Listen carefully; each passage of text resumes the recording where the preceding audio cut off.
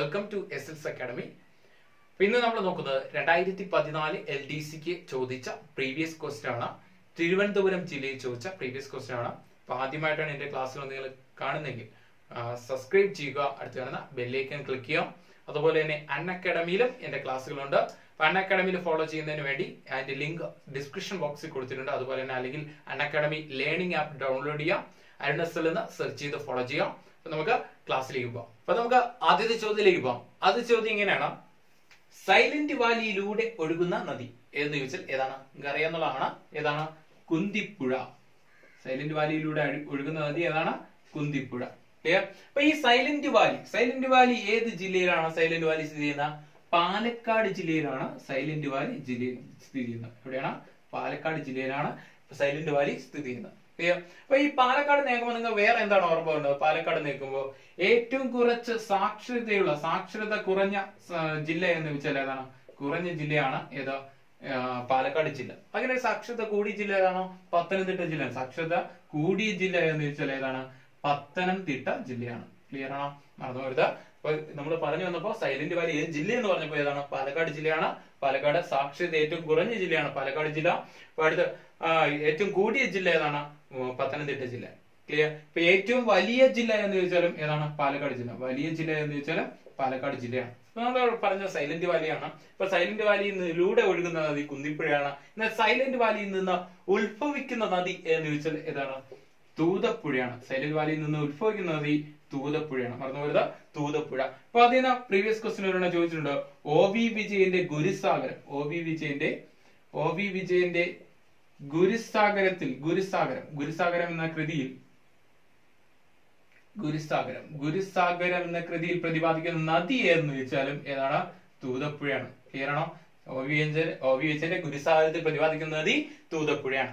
Silent വാലിയെ ദേശീയോദ്യാനമായി പ്രഖ്യാപിച്ചത് ആരെന്ന് ചോദിച്ചാൽ ആരാണ്? ഇന്ദിരാഗാന്ധിയാണ്. ദേശീയോദ്യാനമായി പ്രഖ്യാപിച്ചത് ഇന്ദിരാഗാന്ധി 1984. ഇന്ദിരാഗാന്ധി ദേശീയോദ്യാനം പ്രഖ്യാപിച്ച ഇന്ദിരാഗാന്ധിയും ഉദ്ഘാടനം ചെയ്തത് ആരെന്ന് ചോദിച്ചാൽ ആരാണ്? രാജീവ് ഗാന്ധിയാണ്. രാജീവ് ഗാന്ധി 1985 സെപ്റ്റംബർ 7 ഉദ്ഘാടനം ചെയ്യുന്നത്. ക്ലിയർ? മറന്നു പോരുത്. നമ്മൾ പറഞ്ഞു വന്നത് തൂതപ്പുഴ.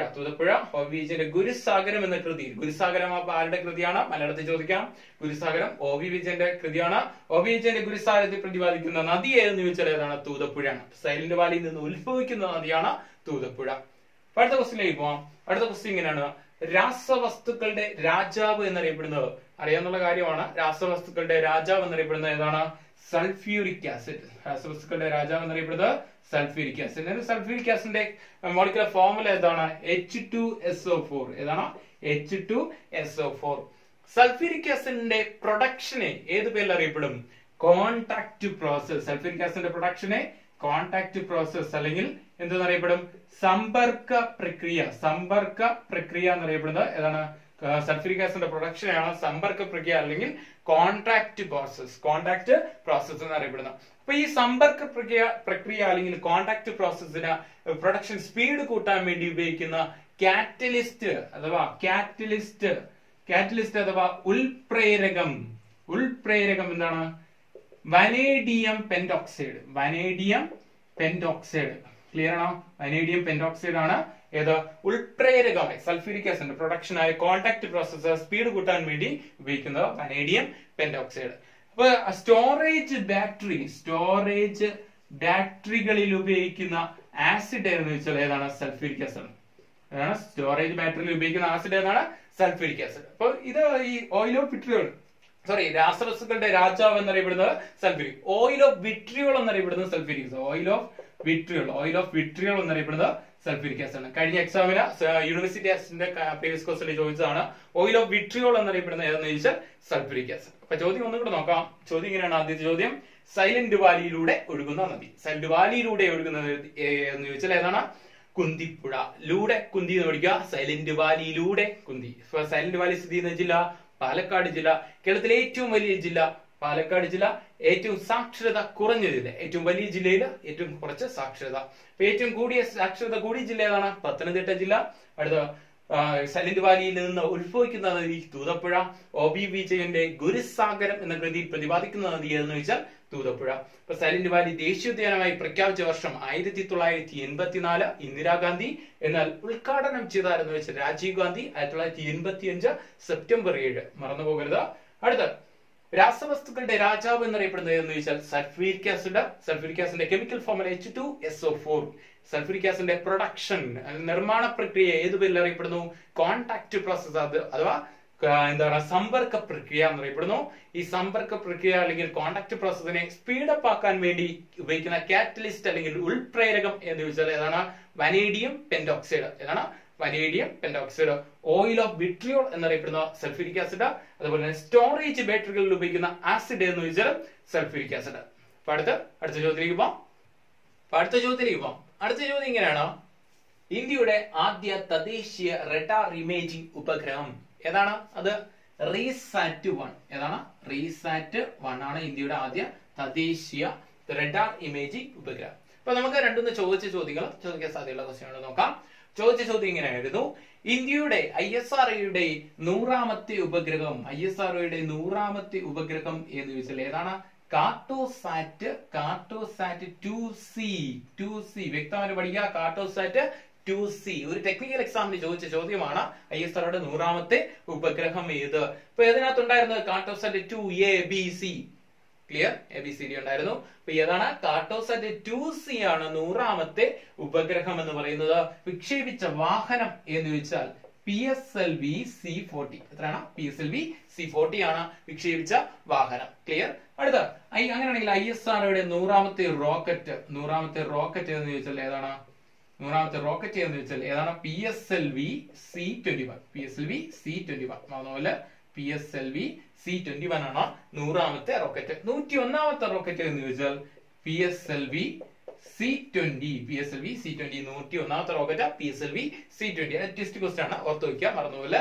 അപ്പൊ ISRO നിലവിൽ വന്ന വർഷം മിക്കുള്ള എക്സാമിന് ചില എക്സാമിന് ചോദിക്കാറുണ്ട് ISRO നിലവിൽ വന്ന വർഷം. നമ്മള് വിത്ത് ഡേറ്റ് പഠിച്ചു വെക്കുക എന്ന് മാത്രമേ അത് പ്രയോജനപ്പെടുത്തുള്ളൂ. ചില അവസരങ്ങളിൽ ഡേറ്റ് ചോദിക്കാറില്ല, വർഷം മാത്രമേ ചോദിക്കാറുള്ളൂ. 1969 August 15 ISRO Indian space research organisation നിലവിൽ വന്ന. 1969 ഓഗസ്റ്റ് 15. ആസ്ഥാനം എവിടെയെന്ന് ചോദിച്ചാൽ അന്തരീക്ഷ ഭവൻ എവിടെയാണ്? ബാംഗ്ലൂർ. എവിടെയാണ്? ബാംഗ്ലൂർ കർണാടക. ക്ലിയർ ആണോ? അന്തരീക്ഷ ഭവൻ ബാംഗ്ലൂർ കർണാടക. ക്ലിയർ? മറന്നുപോയില്ല. അപ്പൊ ഓർത്ത് വയ്ക്കുക. 1969 ഓഗസ്റ്റ് 15 ISRO.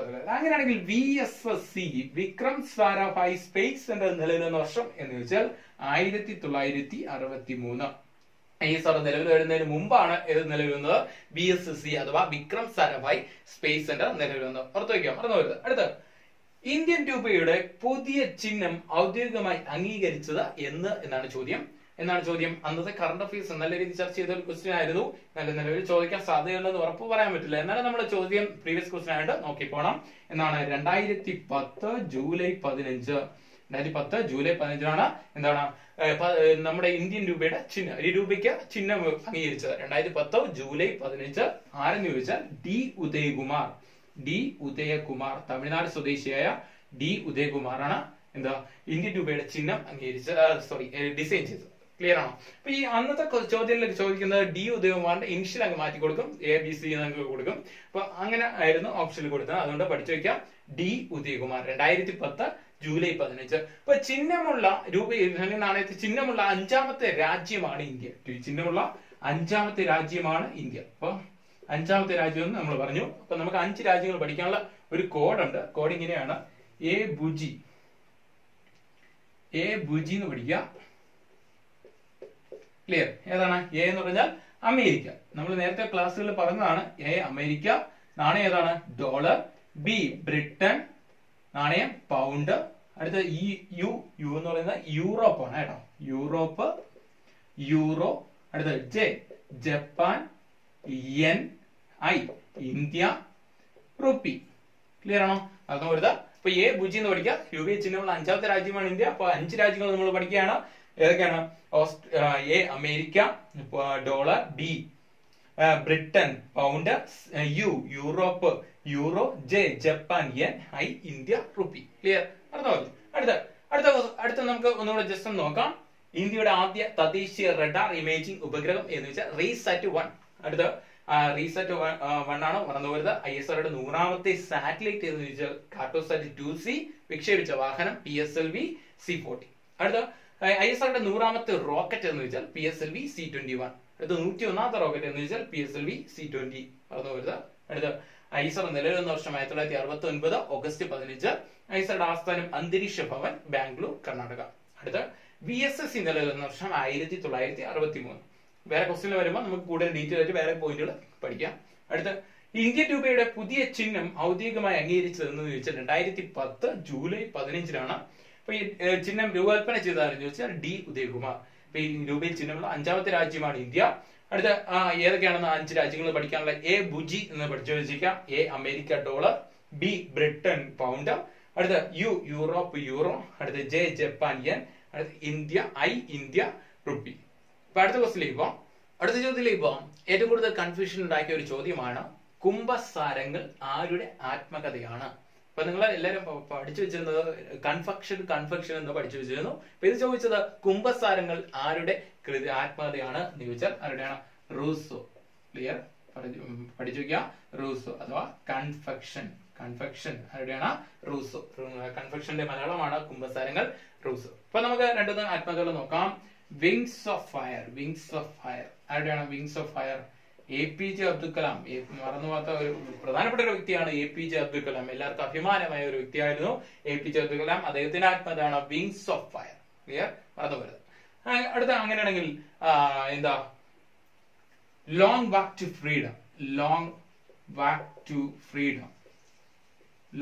ടു ഫ്രീഡം ആരുടെയാണ്? Nelson Mandela. Long walk to freedom Nelson Mandela. I have a dream ആരുടെ ആത്മകഥയാണ്? I have a dream ആരുടെയാണ്? മാർട്ടിൻ ലൂഥർ കിങ്ങിന്റെ ആത്മകഥയാണ് I have a dream. Clear? അപ്പൊ അടുത്ത നമുക്ക് ഒരു ഇംഗ്ലീഷ് 2 ക്വസ്റ്റ്യനുകൾ നോക്കാം. അടുത്ത ചോദ്യം ഇങ്ങനെയാണ്. I am familiar dash this locality. ഫെമിലിയറിന്റെ കൂടെ എന്ത് വരും? വിത്ത് വരും. ഏതാണ്? I am familiar with this locality. എന്നാൽ ഒരു പ്രത്യേകത ഉണ്ട്. ഫെമിലിയർ someone ഏതെങ്കിലും ഒരു ആളിനെയാണ് ഇവിടെ പറഞ്ഞിരുന്നെങ്കിൽ ഫെമിലിയറിന്റെ കൂടെ എന്ത് വരും? Familiar to. ക്ലിയർ? പഠിച്ചു വെക്കുക. Familiar with something and familiar to someone. ഒരാളാണ് ഇവിടെ വന്നിരുന്നെങ്കിൽ എന്ത് വരുമായിരുന്നു? ടു വരുമായിരുന്നു. ക്ലിയർ? ഒരു സ്ഥലത്തെ കുറിച്ചാണ് പറഞ്ഞിരിക്കുന്നത്. അപ്പോ എന്താണ്? Familiar with. പഠിച്ചു വെക്കാം. അടുത്ത Vishnu is the dash boy in his class. അപ്പൊ നമുക്ക് എന്താണെന്ന് മനസ്സിലാവും. ഓപ്ഷനിൽ നമുക്ക് കിട്ടും. എന്താണ് വ്യത്യാസം? എന്താണ്? കമ്പയർ ചെയ്തിരിക്കുകയാണ്. ക്ലാസ്സിലെ മറ്റു കുട്ടികളുമായിട്ട് കമ്പയർ ചെയ്യാൻ വേണ്ടി നമ്മൾ എന്താ യൂസ് ചെയ്യുന്നത്? 2ൽ കൂടുതൽ ആൾക്കാരെ കമ്പയർ ചെയ്യാൻ വേണ്ടി എന്താ യൂസ് ചെയ്യുന്നത്? സൂപ്പർലേറ്റീവ് ഡിഗ്രി ആണ് യൂസ് ചെയ്യുന്നത്. ഇപ്പൊ സൂപ്പർലേറ്റീവ് ഡിഗ്രി ആണ് യൂസ് ചെയ്യുന്നതെങ്കിൽ സൂപ്പർലേറ്റീവ് ഡിഗ്രിക്ക് മുമ്പിൽ എന്ത് യൂസ് ചെയ്യും? ദ യൂസ് ചെയ്യും. ഡെഫിനിറ്റ് ആർട്ടിക്കിൾ ആയ ദ യൂസ് ചെയ്യുന്ന നിങ്ങൾ മനസ്സിലാക്കുക. അപ്പൊ ഇത് എന്താണ്? Vishnu is the dash boy in the class എന്ന് വെച്ചാൽ ടോളസ്റ്റ് ബോയ്. The tallest. എന്താണ്? ദി ടോളസ്റ്റ് എന്ന് വരും. ക്ലിയർ? എന്നാൽ ഇത് കമ്പാരിറ്റീവ് ഡിഗ്രി ആണെങ്കിൽ എന്താ യൂസ് ചെയ്യേണ്ടത്? ടോളർ ദാൻ. ക്ലിയർ ആണോ? അപ്പോൾ സൂപ്പർലേറ്റീവ് ഡിഗ്രിക്ക് മുമ്പിൽ എപ്പോഴും ദി ഡെഫിനിറ്റ് ആർട്ടിക്കിൾ ആയ ദ യൂസ് ചെയ്യും. എന്നാൽ കമ്പാരിറ്റീവ് ഡിഗ്രി ആണെങ്കിൽ കമ്പാരിറ്റീവ് ഡിഗ്രിക്ക് ശേഷം എന്ത് യൂസ് ചെയ്യും? ദാൻ യൂസ് ചെയ്യുന്ന പഠിച്ചു വയ്ക്കുക. നിങ്ങൾ വീഡിയോ ഇഷ്ടപ്പെട്ടാൽ ലൈക്ക് ചെയ്യുക, കമന്റ് ചെയ്യുക, ഫ്രണ്ട്സിലെല്ലാം ഷെയർ ചെയ്യുക. അടുത്ത ടോപ്പിക്കിൽ അടുത്ത പാർട്ടിൽ വീണ്ടും കാണാം. Thank you.